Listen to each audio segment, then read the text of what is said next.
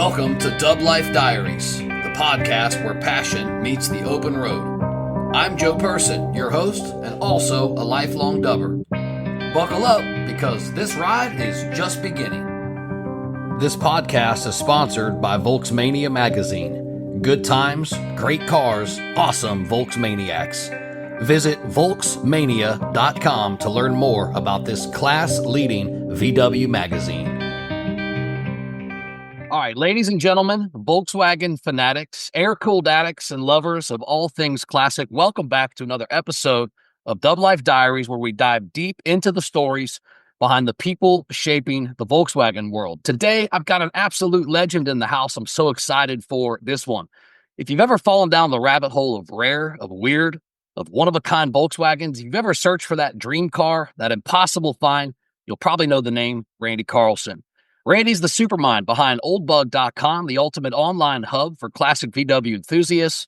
He also has a very successful YouTube page called Carcheology, I think about 15,000 subscribers or so. This man doesn't just find rare Volkswagens, he uncovers history. He's an appraiser. He's an automotive TV show host. His accolades and magazine features just continue to grow and grow. You've seen him on, and hold your breath, because this is a whole bunch, Discovery Channel Sticker Shock, Jay Leno's Garage, Barn Find Hunter, The Bug Movie. He's also played parts in Lords of the Car Hordes, Rusted Development, Monster Garage, Herbie Fully Loaded. Man, I could probably continue to go on, but I'll stop here. Here's the thing, though. Randy isn't just a collector. He's a master storyteller. Every car has a past, and he's the guy who digs it up, dusts it off, and brings it back to life. And today, we're going to dive headfirst into some of these stories. Some you've heard, hopefully some that'll blow your mind. So grab your favorite cold boy. Let's hit the road. Randy Carlson, welcome to the show. Hey, thanks so much for having me. That's a hell of an intro. yeah, man. Hey, doesn't seem real, but I guess I've done some stuff. Yeah, that's so awesome, man. So look, I'm very respectful of your time. I want to jump right into it. So I got to ask you right up front, what got you into Volkswagens? Well, VWs were cheap and easy, in the 80s. I graduated high school in 84, and in my group of buddies and stuff, the first guy to get his license was my friend Nick, who had a Bug.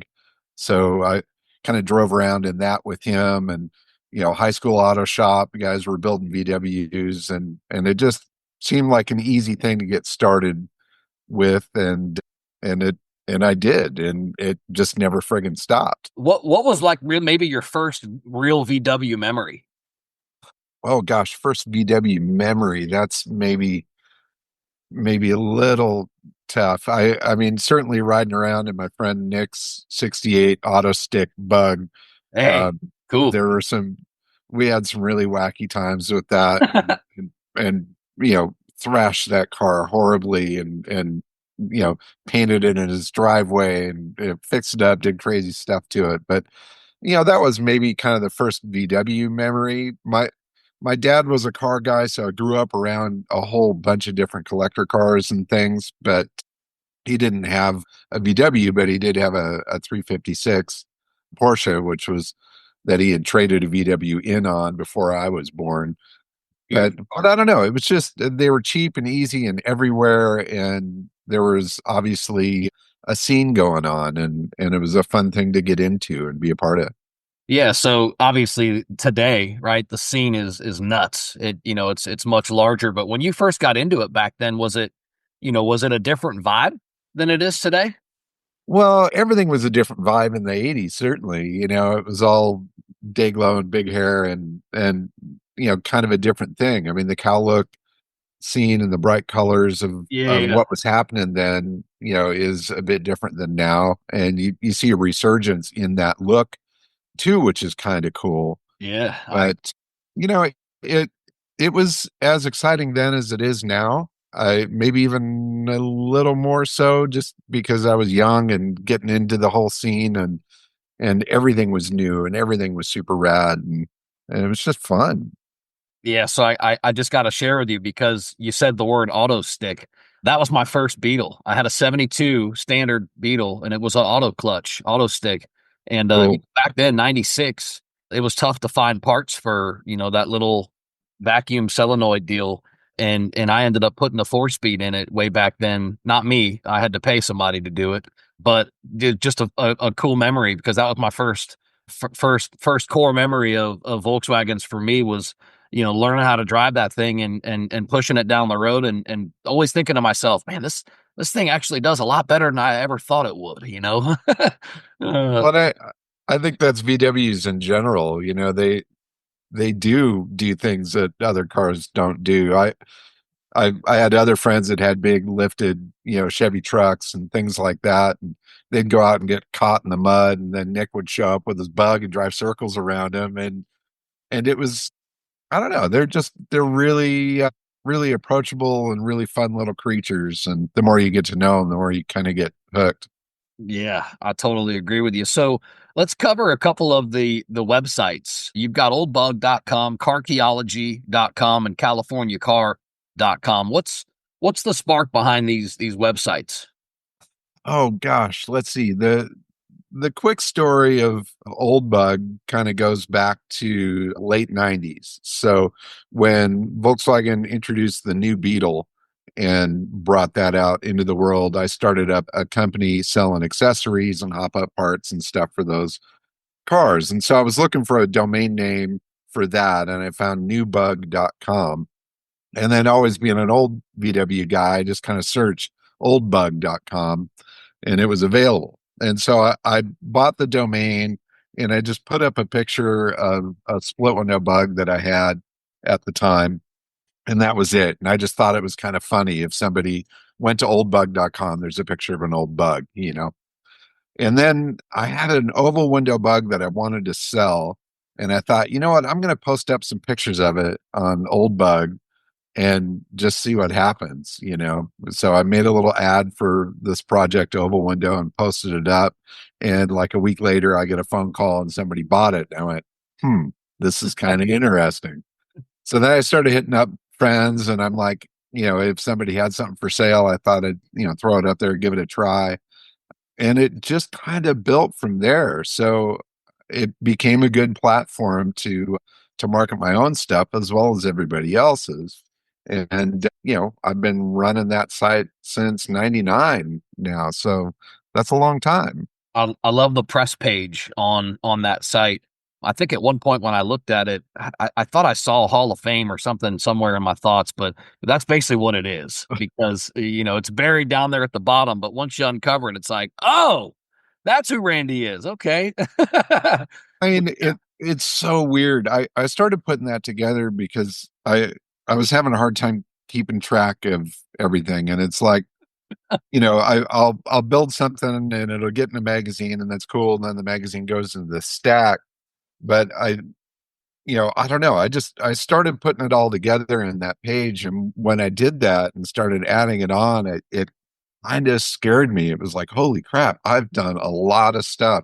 I'm always looking forward, not necessarily looking back, but to do that and lay that all out there and kind of see where I've been and what I've done, I mean, it almost like doesn't seem real. It's like, how did that much time go by and how did that happen? But it's been such a fun run. I mean, I've had a blast. Every single one of these cars has been a great adventure, and the people that I've met along the way, and you That's know, that's the I whole reason I'm doing this podcast is because of what that last statement you made, the people along the way. That's what I feel like needs to be celebrated inside of this Volkswagen community because there's awesome folks out there that have great stories to tell. So, what's the background behind Carcheology? archaeology. I don't know. I love cars, right? And I love the history of cars, and I love to dig old dusty things out of barns and stuff. When I look at one point, I kind of looked at my life and I went, okay, what is it that I do that just really turns me on? And it's seeing this bit of history on wheels that's sitting in a garage somewhere that really needs to be out in the world. And so I started sharing those stories and pulling these things out. And a friend of mine used the term carcheology. It's like you're digging up, this history and bringing it out. And it's like, you know what, that's solid. Can I use that? And It is he's like, solid. oh yeah. So, I did the trademark on the name and just kind of started pushing that out there, not really knowing where it was going to go. I still don't even know where it's going to go, but it really kind of encapsulates and describes what I love to do. I love to find the car. I love to study it, learn the history, the people that are behind it and have been involved with it, and then share that story with the world. And, much like archaeology, digging artifacts out of the dirt, it's the same thing, just these Sure. artifacts, four wheels. Yeah. So let's talk about that real quick. Let's dive in. What's like the rarest maybe Volkswagen that you've ever unearthed or discovered? Where was it hiding? How'd you even manage to get your hands on it? Oh gosh, I mean, there's been a lot, but the stuff that I've always really been into is the freakiest stuff. For many years I sponsored this freak show display at the VW Classic events and things, and I found that you could get more attention with something that was really wacky, even if it was a pile of crap, than you can with doing a real traditional build on something. So I've always focused on that weird stuff. And as a result, when people see weird VWs, they often contact me and say, "Hey, check this out. Would you be interested in that?" So it's been kind of a cool thing. So like recently in the past couple of years, I had a call from a guy back in Chicago area, and he had a Volkswagen single cab that had been turned into a fire truck for use at an amusement park. And this guy actually ended up, he had went to look at it. It was for sale. He couldn't quite make the deal. He contacted me because he knew I was into crazy VWs. And then turns out I ended up buying two of them, a matched pair from this guy, this collector in Chicago, and then brought them out to California. And one of them I sold to a buddy of mine, Robert Skinner from Skinner Classics, who Yeah. I've seen is him. just a great VW nut and a big helper of the whole VW scene. So he was a perfect home for one of them, and I took the other. And we he we went out together to pick the things up and bring them back.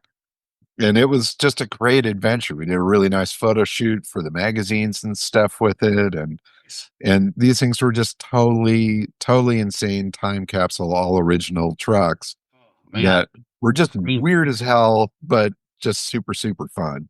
It's like the ultimate dream find, really, Well, and the crazy part, it's not like I was looking for that. It was just a random, email. Hey, I know you're into crazy stuff. Would you be interested? And that's been really wacky in recent years. It's like now that I've been doing this long enough and I've been out there enough that people know where to find me, it's almost like I don't even need to hunt.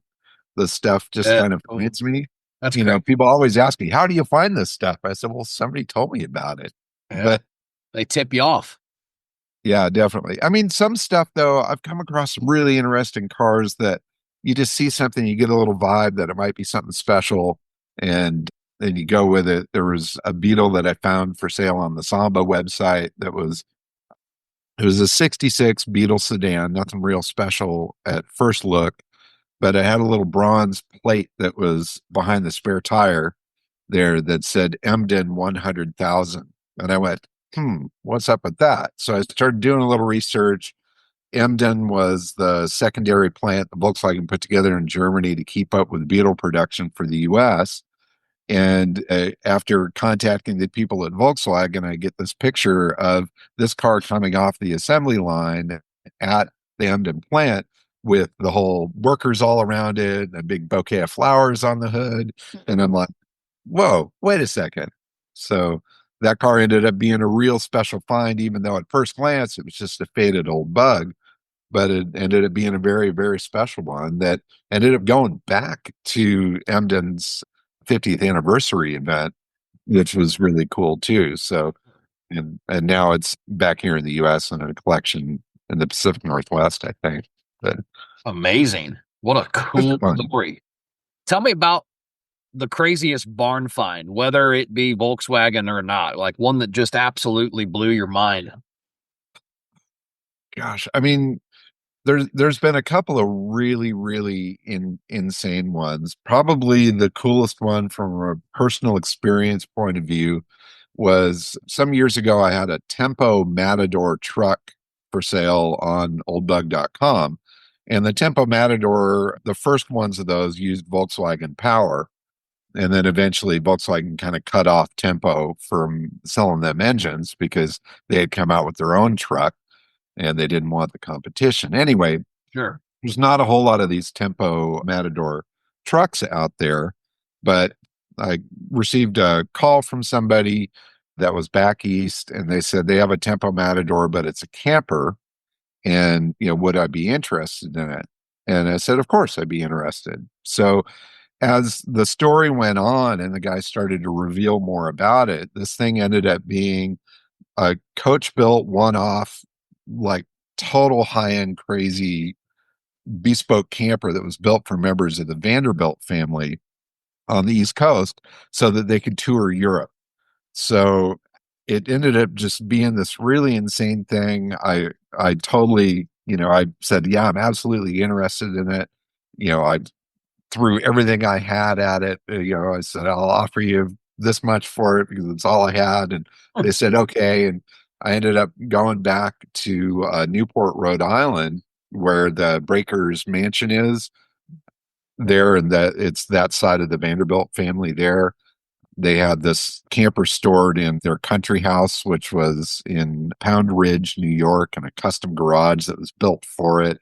And then a friend of mine, a Volkswagen dealer back in Connecticut, there, Gene Langan, helped me get it out of there, get it back to his shop so we get it up on wheels to roll it out, get it shipped out here to California. And I mean, it was a really, really special vehicle. But the most interesting thing to me was how it opened up this whole story of the history of the Vanderbilt family for me. And it gave me an opportunity to, meet members of the family and, take tours of properties and stuff there by the family themselves. There's people can tour the Breakers Mansion there in Newport. It's a big tourist destination, but the top floor of the property there is reserved just purely for the family. Well, I'm there with the family member that's got the key, and so I got to see things there that people don't normally see, and go through the stables there at the Breakers where they have the Vanderbilt family coaches and things there. And there was another barn find car, an old Cadillac that was sitting in a part of that building that nobody ever sees. That, Wow. it was these sort of pinch me moments where you're like, how on earth did I end up here basically picking at the Vanderbilt's garage and all of that? And it was just, I don't know, to me, that was probably the most special find. It certainly wasn't the most valuable, but it was the craziest one for me just because of the people and the stories behind that whole family and Yeah. how they came to wealth and power. And So yeah, awesome. it was way cool, really super cool. Yeah, that was way cool to hear that. Do you have a VW that you ever, scored throughout your career that you feel like might be the one that got away now? Maybe even regret selling it. Oh, I kind of fall in love with all of them because they're all A pretty real awesome. fan. But you know, I realized early on, I'm raising a family, I'm trying to run a business, I'm trying to survive doing this, that I can't really keep everything. I'm not. I I build something up, I give it my love and attention, and then it's got to go to pay the bills that I ran up building it, and then hopefully keep the wheels going into the next one. But there was one car that I had that I kept for a fair bit of time, and it really kind of became mine. And it was a car called the Rosensteel Roadster. And a guy in Arizona, Dave Rosensteel, he's a postal worker that just loves to bang metal in his home garage, had made this kind of Hevmuller style Ooh. car, little roadster, and I bought it from him and I finished it off and really kind of made it my own, got it into some of the magazines and things, and I just absolutely loved that car. I loved the way it drove. It was so unique. You could show up at any event. People knew the car, they knew it was my car, and it fit me better than any other VW I've ever had. But it had to go because, times got tough. It was like 2008, recession's happening. Oh yeah. I've got kids to feed, a mortgage to pay. And well, what do I have around here I can sell? Yeah. And I'm not good looking enough to stand on a street corner and make anything. So off the Rosensteel went. But if I could buy that car back, I would do it. I would love to have that one back. Do you still think there's some hidden gems out there, or do you think we pretty much unearthed them all? I know it's a big hobby now. Well, there's always something new out there, and like there's somebody today that's parking a car in the back of their garage that is not going to move for 40 years. So, time gets away from us, projects, dreams sometimes don't happen, and I it's human nature to squirrel that stuff away Right. and keep it, for a rainy day, or to have that someday dream, I'm going to build this car. So I think the supply of things to find in barns and special treasures is never ending. I mean, there's always something out there to find. Good. That gives us hope. Yeah, definitely. That gives us No, I hope. know when I go, somebody's going to come to my garage and go, "Holy shit, look at all this stuff," Yeah, that's absolutely awesome. Ever stumbled across any type of VW prototypes or anything that was never really even released or anything crazy like that? Not necessarily. I mean, I've seen some interesting cars like that in my travels and stuff, but nothing that I've really discovered. I There was one car, probably the closest thing was this car that was built by an automotive trade school in Germany that was based on a Volkswagen. And this was every year that this group in Kaiserslautern, Germany, I always screw that name up, they would do a class project where they would design and build a car as the class project, and it would teach these kids automotive design. It would teach them the business practices of building a car, all the skills of building it, metal shaping, the mechanical parts of it, electrical, interior, all of that. They would build a car, and a handful of those were built on Volkswagen platforms because that was easy to work with. And I did come across one of those cars that was down in San Diego here that I ended up buying and then bringing back out to show folks, and that was a really special car. Nice. It sounds like it. So, these cars have deep history. They're obviously connected. We're touching on Germany now. They're connected to the war. There's a lot of crazy myths and things that, have been developed over time. Any wild conspiracy theories or anything that you have learned or play into in the VW world? Gosh, I don't know about conspiracy theories or anything like that. I mean, obviously the whole World War II era Nazi connection to those real early cars, has a mystique to it, and Yeah. some of it a little uncomfortable for some. And I had a friend once that had found a really early Beetle, World War II era Beetle, that he was trying to track the history on, and eventually he got the info from Germany that it was a car that had been delivered to Hermann Goering's field offices. And Goering was basically Hitler's right hand man, and was the butcher of Prague, they called him. And I mean, he was a badass dude. Or actually, was that Goering? I might be confusing it, but that car had like a bit of evil vibe to it because of that connection. Wow, And dude, that's cool. he was. I mean, not really, but yeah, that's kind of what I was hunting for, though. Something like that. So just a vibe like that. Well, and that's kind of the way it is. I mean, obviously there was a horrible time in world history, and Sure. a lot of nasty crap happened there. And none of that is the result of these cars. These cars just happened to be there when all of that was happening. Right, right.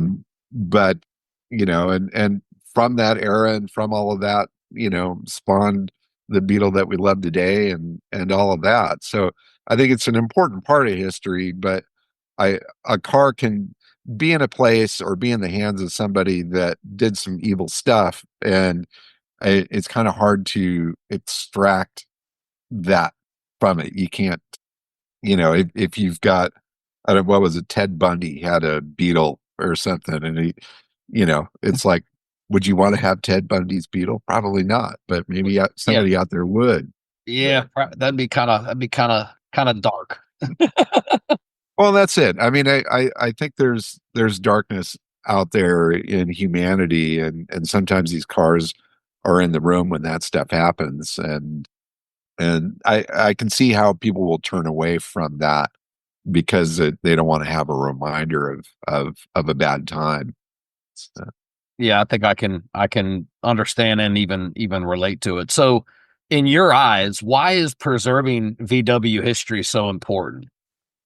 well, I mean, I think preserving history of everything is important. You know, I think that there's soul in the past. You know, I love these cars an awful lot, but more so I love the history of the cars. And you know, and it doesn't have to be some crazy history. It could just be some general owner that bought this thing and kept it and drove it all over the place. I just I love to celebrate that human connection to these cars and see that that story goes along with each car. So that's the way that I kind of try to preserve the history of these cars. I mean, obviously, preserving the cars themselves so that they can continue to run for a long time, I think is far better than throwing them out. Doing restorations and things like that. I mean, number one, it's fun to do. It's There's not a whole lot in our world that we can make better with our own two hands, but we can do that with a an old bug or any old thing. So, you know, I don't know. I think it's fun more than anything else. You know, it's fun. It could be a decent investment. It can allow you an avenue to meet a lot of really fun people in the VW scene. So, Yeah. and why is it important? Well, you got to do something, and that's and this is pretty fun to do. So in the beginning of it all, you mentioned, one of the reasons you got into it was because they were cheap. And naturally, that's, a reason for any of us to. But over the years, the market has completely gone berserk, especially even maybe a year or two post COVID. Even now, I mean, the prices on some of these cars are just so high. I mean, do you think we're in a bubble, or is this just the evolution of collecting? Well, it's the evolution of collecting, really. You know, I think that there's a generational wave of collectible items where people that, you know, experience them as when they were young, you know, now get to a point where they've got the money to spend. They want to have their high school car back. They want to, you know, just kind of relive those memories. And that nostalgia fuels a rise in value. It certainly fuels demand, and the whole supply and demand curve comes into play. So, you know, I look at the cars that my father was into. He really loved like 30s and 40s era American classics. And those cars don't have the following now that they did when he was alive. So I can see in the future where VW values drop as a result of that, just because there's not as many people that are into them. But the VW, unfortunately, the VW has such a following to it, and there's such a community about it, and such a scene that's gone on for a long period of time. And I think it'll have much more staying power than, you know, something that was an off brand or something that doesn't have that background. You know, I've got some old British cars in my collection, and you know, is somebody going to really care about a Humber Super Snipe, you know, which is a really obscure British car? You know, I nobody's going to know what it is, but somebody's always going to know what a Volkswagen Beetle is. Yeah, good. I think that helps, but values have risen. I I think the world saw a really crazy bubble just post COVID, Yeah, I feel that. and that seems to have deflated a bit. Now values are down to what they were prior to COVID, I think. And you know, it's and obviously with our world and all the crazy crap that's going on out there, a lot of people are focused on other stuff. So Yeah. I think the market right now is a little soft. I think it's a great opportunity to buy because there's some deals that are out there, and there's some cars that are coming to market that have been, you know, stashed away for a long time. And you know, I see it as a an incredible buying opportunity right now. Yeah, so a collector, a real enthusiast, obviously somebody with a lot of buying experience. Are there any trends that you see coming? Like, what's the next big thing for VW collecting, in your opinion? Well, I mean, I'm starting to see it outside of the air cooled market and see, some of the early water cooled stuff is really starting to ramp up as far as interest and values in those cars. You get up into the 70s and 80s era VWs, try to find a good first generation GTI or something. And already the prices on those are really ramping up. But I see that there's a lot of room for that to expand.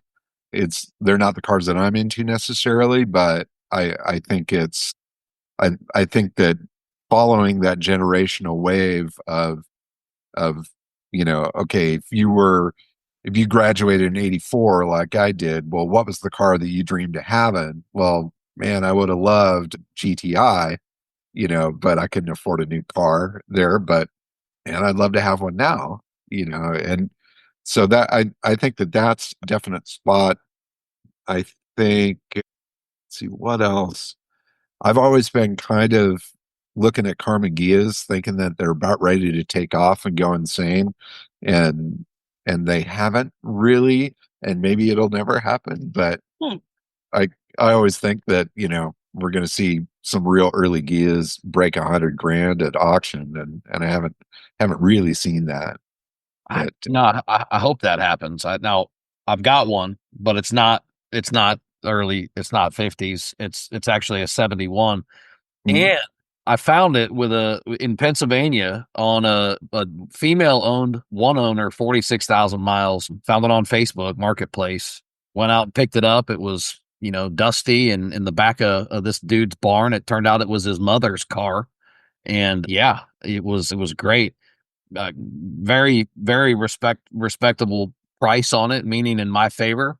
And I put it on a U-Haul trailer and brought it back home, and it's sitting out front now. It's a 71 though, so it's not the low light or anything like that, or 50s or even 60s. It's got the faux wood dash and mm, the black topper that cracks up in the sun and stuff. But man, it's a beautiful car, and it drives like a dream. I mean, yeah, seriously, it's just so those are smooth, and yeah, great car. yeah, great era of car of VW for a driver. The late 60s, early 70s stuff in today's world, you can keep up with traffic. Yeah, You yeah, know, yeah. Good call. it, You're right. they're just great. And finding a car like you found, something that has low miles and good history, and that's the dream. I doesn't Yeah, matter what year it is or what model, but right. it, You'll appreciate this. When I picked it up, it had some paperwork that had come with it, and in the paperwork, it's over there in my little cabinet, was the original invoice or receipt or work order with the options and the footrest and the couple extra things that his mom bought with it. But it was like cool. $2,300 or something with the few options and the AM FM radio. And yeah, it's really cool. So my wife wanted one. She said it's the only classic Volkswagen that I like. So I had to find her one. And then we had another problem. She didn't want to drive a stick. So as I'm Mhm. doing my research and I'm looking through, I'm like, wait a minute. Carmen Gia has a early 70s model with the auto stick. And I drove an auto stick in high school. So I know my wife will enjoy that. So I found it. And I was so happy that I did. Yeah, that's awesome. Yeah, great car, definitely.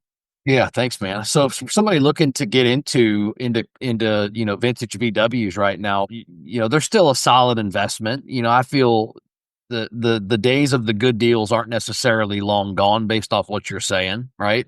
There's probably No, be those days again. well, I mean, those days are every day. There's bargains out there. You can troll through Facebook Marketplace and see deals on stuff, and you just need to be willing to get off your butt and go get them. You gotta And jump fast. and jump fast Yeah, fast. I and think grab the speed. deals. But Yeah. you know, and you don't always pull a fish into the boat when you go fishing, and you don't always catch that car, but the more you chase it, the more you're going to find. And there are some great deals that are out there, and there's some great opportunities to be the next caretakers of these cars. You just, Yeah. got to be at the right place at the right time and grab them. Yeah, I agree. There's still some good stuff out there. And I see stuff all the time that like you, I just wish it was an endless supply of wish I could go out back and pick a few $1,000 bills off the money tree and, and, Yeah. and go and buy some of these cars because the more you investigate, the more time you spend searching, the more opportunities, like just like you said, the more opportunities you'll find. And then, it's a matter of the letdown of, man, can I make this work? No, no, not this time. So you just have to let them go, but all good, all good. All right, moving past that, Yeah. electric conversions. I want to get your thought on these. Are you on the side of keep things original, or are you into the electric conversions at all? Where do you stand on that debate in the VW community? I'm a big fan supporting people and doing whatever the hell they want to do. As long as they're not hurting other people and they're having a good time and Yeah. it makes them love their car, I, Okay. I'm all over it. All right. Fair Now, enough. if someone were to take a really bitchin' all virgin, original preserved car and screw it up, well, then I see a little sadness in that. But, the electric conversion thing, I've got a friend that bought a oval window from me years ago, and it was his daily driver for a bit. And a few years ago, he said, I'm having it converted to electric. And I went, really? Okay, fine. Go for it. And then he got it done. He said, Randy, you got to come drive this thing. And I went, okay, fine. And I went to his place and I really kind of wanted to hate it. It was like, not that I would have said anything to him or make him feel bad, but it was, to me, it was something that I wouldn't have done necessarily to my car. But having a chance to drive it and to feel the way the electric motor works and just the way the whole system was done and to see how well the conversion was done and how it really didn't hack up this really nice little oval window bug, it was cool. And I left there going, man, this is pretty badass. Now, if it's really expensive. I think he spent 30 grand or more on doing this conversion, which Yeah. is a lot to put into a car that's worth maybe 30 grand. But, it was, I don't know, I thought it was pretty cool. And I think as time goes on and technology goes on and the stuff is more available and easier set up for enthusiasts to kind of plug and play, what the hell? If it makes you want to drive your car more and get more enjoyment out of it, then do it. I want to drive one. I want to drive an electric one because I know that technology. I've driven electric cars, and the few that I've driven, even the Tesla, I'm surprised at the torque, the low end torque, and just the handling because of the low center of gravity because of the weight of the batteries. Yeah, man, I've thought about, wow, that might be kind of cool, but I always like to ask that, especially to guys that are deep rooted like you, because well, there's a debate, and that debate is keep them natural, keep them air cooled, or be cool and if that's cool and enjoy the electric conversion. But all good, all good. Big live and let live kind of a guy. Yeah, If you want to take your car and paint it plaid and put it on a Bronco chassis or something, go for it, man. I yeah. mean, if it makes you happy and it increases your joy of having that car, that's why these cars are here. And for I think any of us to talk crap and tell people what they should do with their car, I think is foolish. Just support the scene, support the people around you, and Yeah, have fun with yeah, these cars. man. And I can tell that's your heart too, because supporting the scene. Because you got back in touch with me, and you don't know me from Adam. So, man, again, I appreciate that so much. So let's do some quick reaction type questions. What's the most overrated air cooled VW in your opinion? Overrated.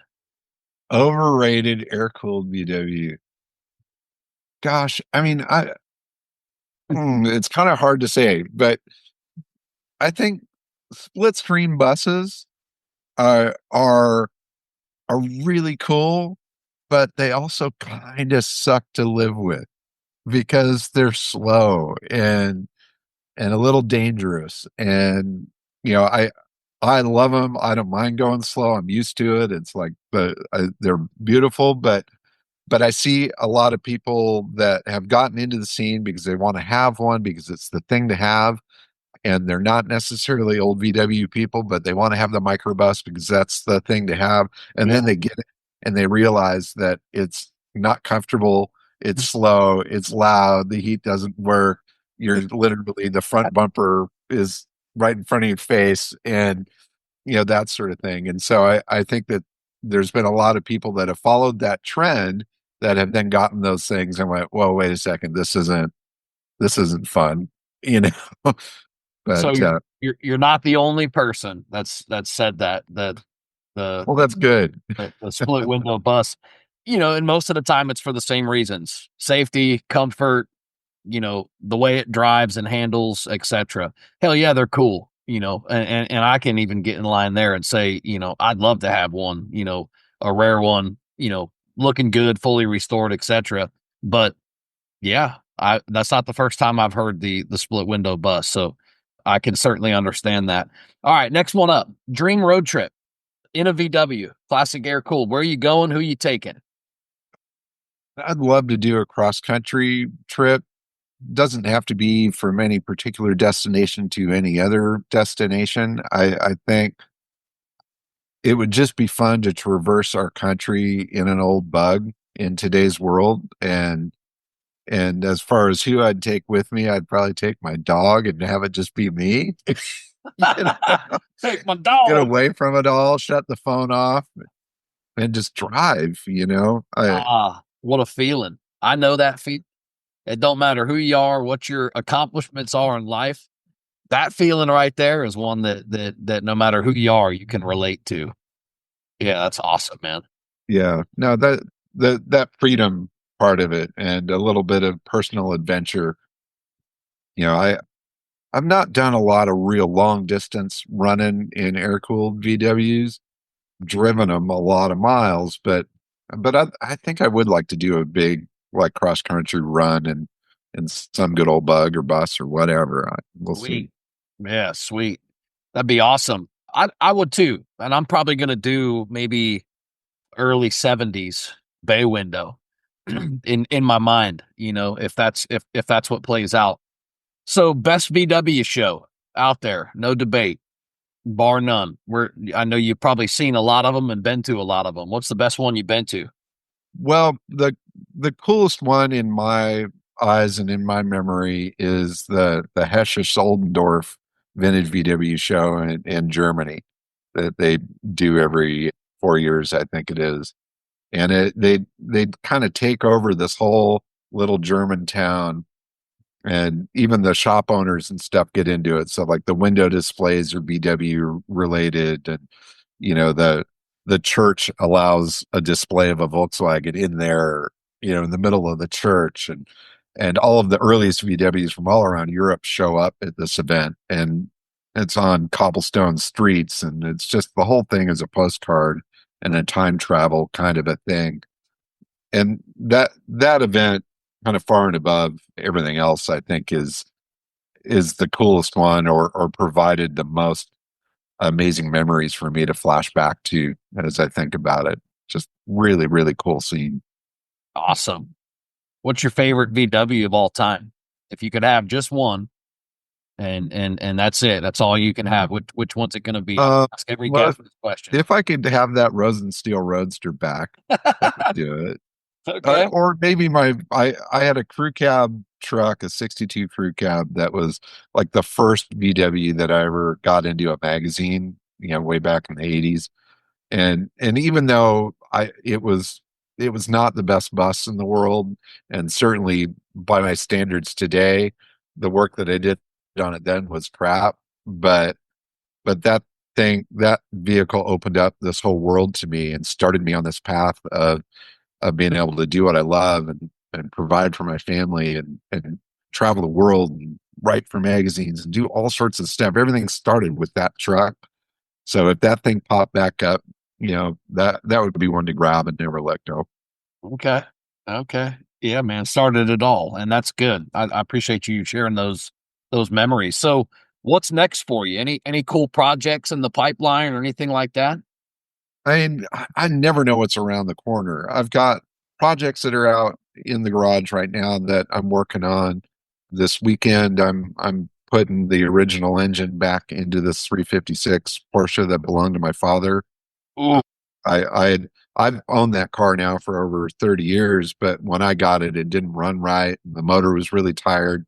And so I pulled the engine out and just couldn't afford to rebuild it, and I kept running VW motors in it because you could do that and they were cheap.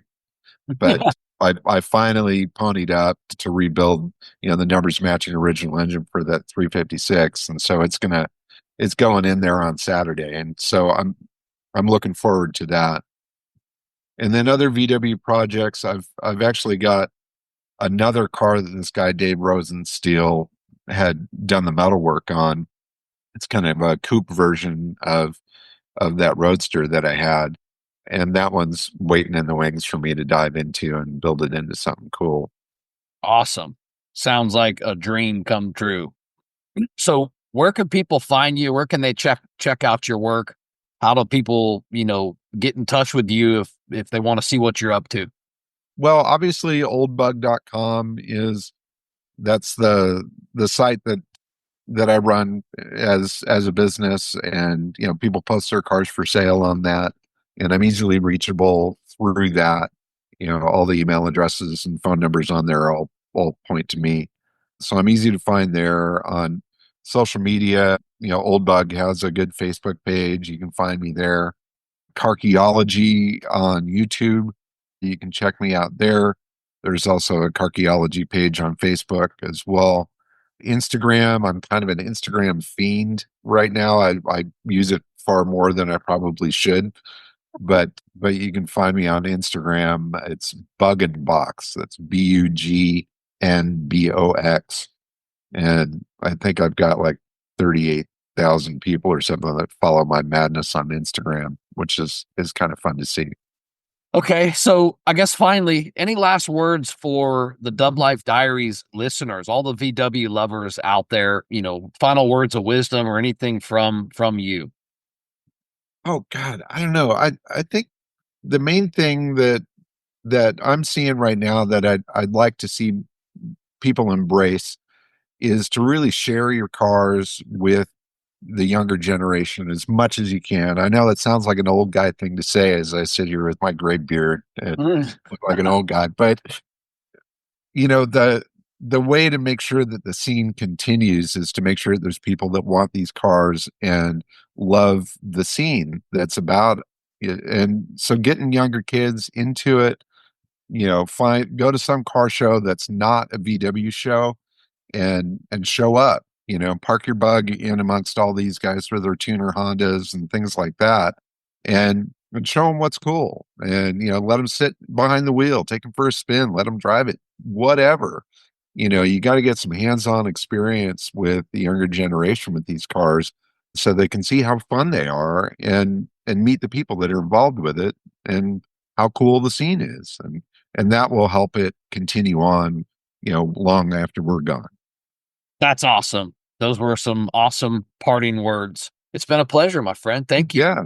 No, that's been great. I love your enthusiasm. I love the questions that you have are good, and I like what you're doing, man. I think this is going to grow into something cool, and Thank you, man. Thank I you. thank you very much for reaching out. I do have one final question. And look, I'm Yeah. gonna get goosebumps when I bring this one up. What's Jay Leno like, man? Jay's pretty awesome. So the quick Leno stories was I had a car for sale for a customer of mine, and I had it posted on eBay, and it was a weird little French car called a Panhard PL17. Goofy little car. Anyway, I get this phone call on the car, and voice on the other end goes, "Hey, my name's Jay. I'm from Burbank. I'm interested in this car." And I'm like, "Say that again," And sure enough, it was Jay. And he's all, "I don't like the auction thing, but I'm really interested in the car. Just tell me how much, and will you sell it to me?" And so I contacted the owner, and I said, "Hey, I've got this guy that's interested. What's your happy price?" And I gave Jay a call back, and he said, "Fine, let's do it." And the car was in Texas, and was being shipped to him. And I told him, hey, when that car gets there, I'd love to come up and see it and meet you.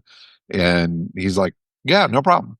So the car shows up, and we connected, and he invited me out to take a tour of the garage. And he was the most gracious, most almost Rain Man level knowledgeable gearhead dude I think I've ever met. And I went up there with my wife and my son and a friend of mine, and he just gave us a personal tour of the whole place. If there was a car or a motorcycle that we had interest in, he would fire it up. He'd tell us all the history of everything, and it was just freaking amazing. He was just such a positive dude to meet, and just so kind and so knowledgeable, that from that point on, if there was ever an opportunity to help him in any way, I I'm all in. So, I met some of the people there that worked for him, and if they needed a VW for filming or something, they would ask me if I knew where one was.